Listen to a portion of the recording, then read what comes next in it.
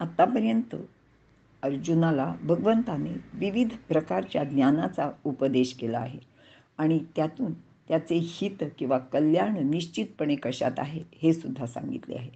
अशा प्रकारचे ज्ञान प्राप्त केल्यानंतर कदाचित अर्जुन आपल्याला जे ज्ञान प्राप्त झाले आहे ते अनेकांना सांगण्याची सुद्धा शक्यता आहे आणि त्याबाबतच आता भगवंत अर्जुनाला इथे मार्गदर्शन करीत आहेत. ते पुढील म्हणजे श्लोक 67व्यामध्ये. श्लोक पाहूया.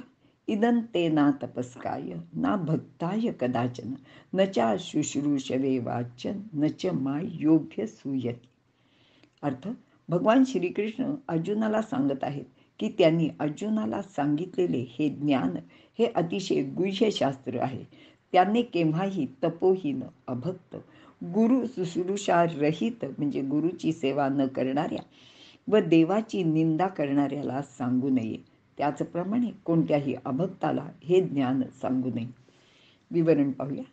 मागील 66व्या श्लोकापर्यंत भगवंतांनी अर्जुनाला जो वेळोवेळी उपदेश केला त्याला गीता शास्त्र म्हटले होते. गीतेला 5वा वेद असेही म्हटले जाते.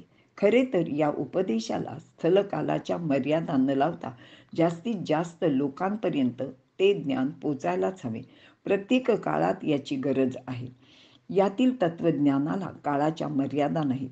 हे तत्वज्ञान नित्य नूतन असे सुद्धा आहे आणि हे जरी सर्व खरे असले तरी हे तत्वज्ञान सरसकट सर्वांना सांगू नये असे खुद्द भगवान श्रीकृष्णच अर्जुनाला या श्लोकातून सांगत आहेत. ते अर्जुनाला म्हणतायत की त्याने उगाचच हे तत्वज्ञान म्हणजे त्याला माहिती झालंय म्हणून सगळ्यांना सांगत बसू नये. कारण जे अभक्त असतात, ज्यांची कशावरच श्रद्धा नसते, ज्यांना स्वतःचे उन्नतीसाठी काहीच करायचे नसते, त्यांना अशा गोष्टी सांगून काहीच उपयोग होत नाही. या दिव्य ज्ञानाचा अशा लोकांकडून अपमान केला जातो, त्याची अवहेलना सुद्धा केली जाते. त्यांना अशा गोष्टीची किंमत कळत नाही. मग अशा लोकांसाठी आपण आपला वेळ व श्रम वाया घालवू नये. तप म्हणजे आपल्या कर्तव्याचे पालन करताना होणारे कष्ट किंवा विपरीत परिस्थिती याला धीराने प्रसन्नतापूर्वक सहन करणे याचे नाव तप आहे. मात्र जो सहिष्णू सहनशील नाही, जो अतपस्वी असतो, त्याला हे सर्व गुह्यतम ज्ञान कधीच सांगू नये. अभक्त, ज्याचा भगवंतावर भरोसा, श्रद्धा, विश्वास नाही त्याला सुद्धा ही गोष्ट सांगू नये. कारण त्याची श्रद्धा नसल्याने त्याची या गोष्टीबाबत विपरीत धारणा होऊ शकते. नचा शुश्रूषवे वाचन, ज्याला या गोष्टी ऐकायच्या नाहीत, जो या ज्ञानाची उपेक्षा करतो त्याला सुद्धा हे ज्ञान सांगू नये. नच माय योभ्य सूयती, जो गुणांमध्ये म्हणजे भगवंताच्या गुणांमध्ये दोषारोपण करतो म्हणजेच त्याला नावे ठेवतो. आपल्याला अशी अनेक उदाहरणं भगवंताच्या जीवनकालात सुद्धा माहिती आहेत की कंस, जरासंध, शिशुपाल, दुर्योधन या लोकांनी भगवंतावर अनेक प्रकारचे दोषारोपण केले होते. त्यांनाही ही गोष्ट कधीच सांगू नये. त्यांचे अंतःकरण शुद्ध स्वच्छ नसल्यामुळे ते प्रत्येक गोष्टीचा विपर्यस्त किंवा विपरीतच अर्थ घेतात.